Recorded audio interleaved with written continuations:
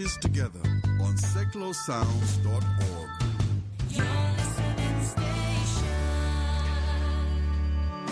Good evening, Milton Keynes. It's Thursday night, it's 7 o'clock, it's Mind Your Head. We've got the crew in the studio who will say hello.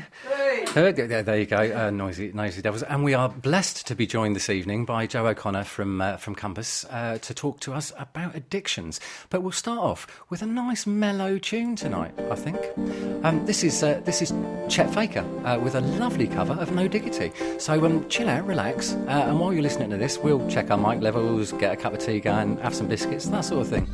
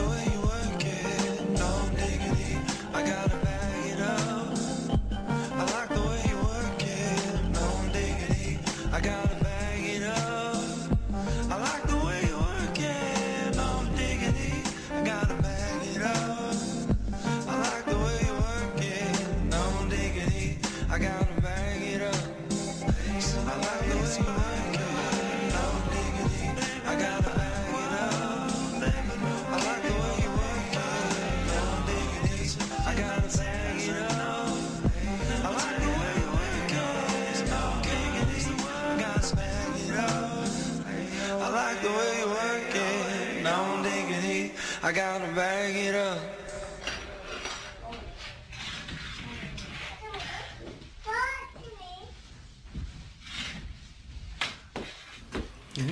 There we go. Chet Faker, No Diggity. I do like that tune. It's a really good cover, I think, of what is a good song. Do I sound a bit echoey today? Oh, you sound all right, mate. You sound all right. Okay. Oh, am I a bit echoey now? Yeah, I think we're all a bit it's echoey catching. tonight. It's a bit weird, isn't it? It's catching. Anyway, good evening, listener land. Here we are. It's Thursday night. It's 7:04, and it's Mind Your Head, the mental health and wellbeing show for Milton Keynes and beyond. Hooray. Hey, we are joined here in the studio this evening by Joe O'Connor from Compass. Compass Services to tackle problem drug use. Services to tackle problem drug use. I did have it written down and everything, and I think I actually put it on the email earlier. But anyway, so tonight's subject, we are looking at addictions.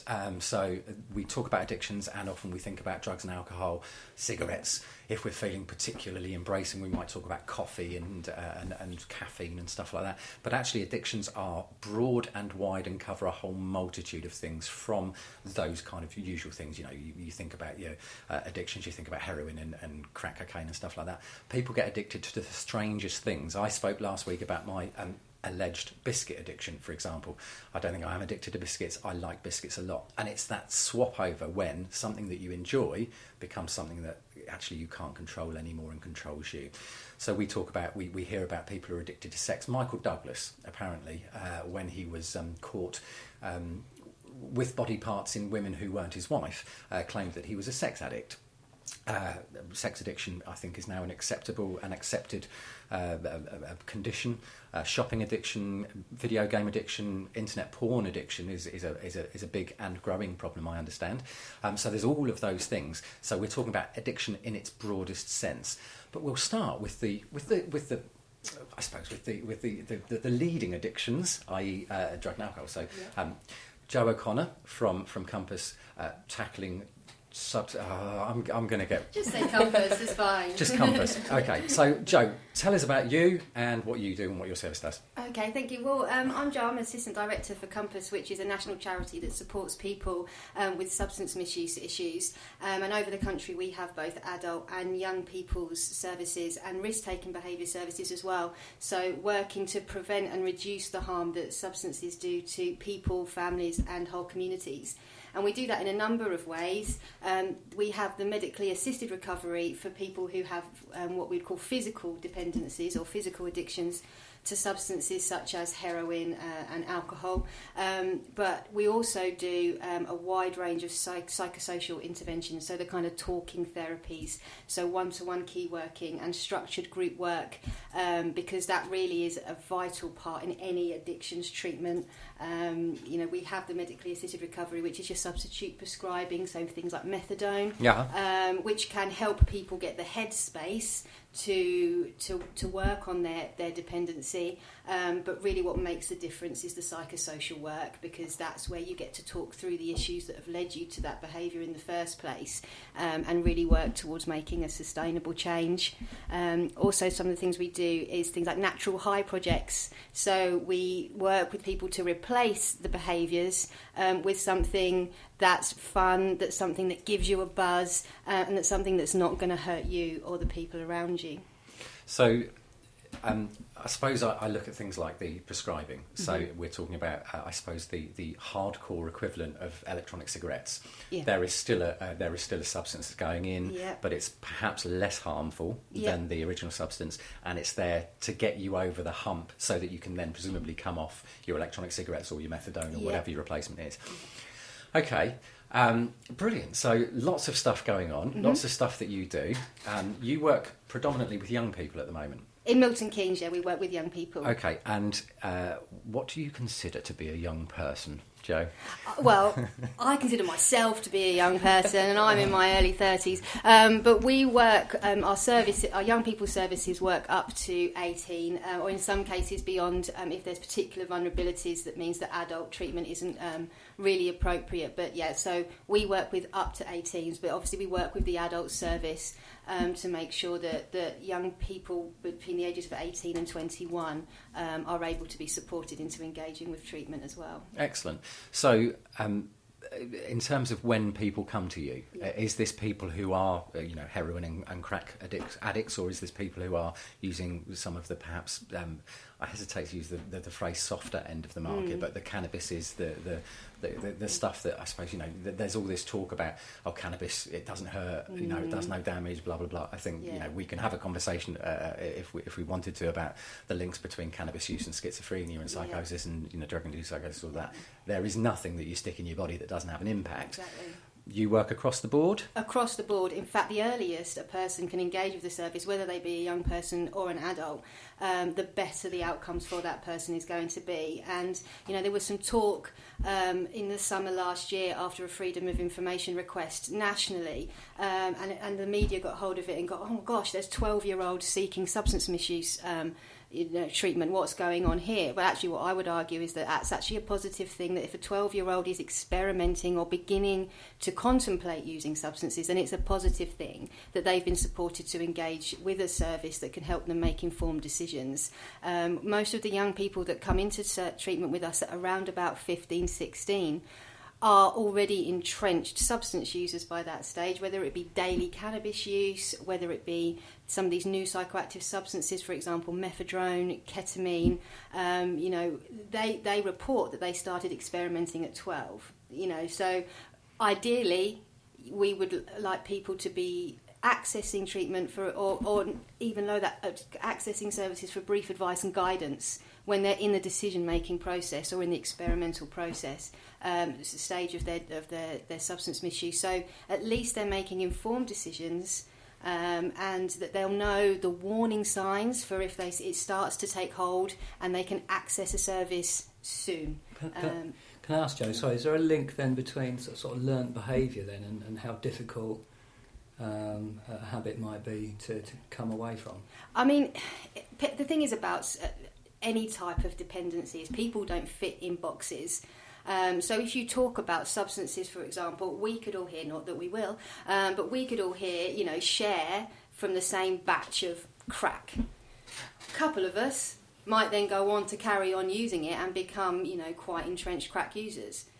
One or two of us, the rest of us might go, okay, that's it, didn't really like it, or yeah, that was all right, and that would be it. We chemically, genetically, and obviously in terms of our personality, we are all so different, and drugs work on all of us in very, very different ways. But if you've been, say, experimenting for, say, 10 years, and you're 25 years old, compared to, say, a 13-year-old who's been experimenting for a year or so, I guess the 13-year-old, the younger person, could sort of break those habits a bit easier than the person that's been in that learnt behaviour for a long time. Is that right? Yeah, I mean, drugs do become a learned behaviour, and a kind of.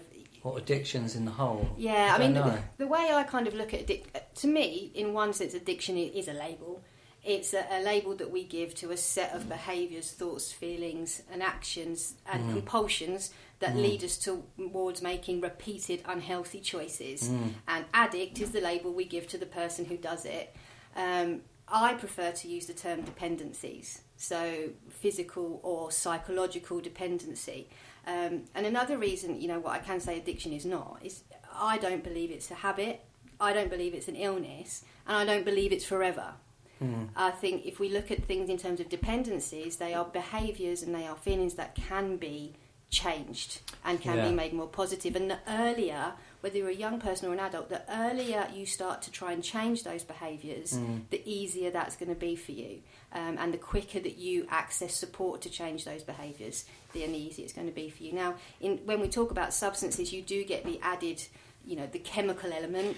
And that's why I talk about physical addiction. So things like nicotine, alcohol, and opiates like heroin, they can cause a physical addiction.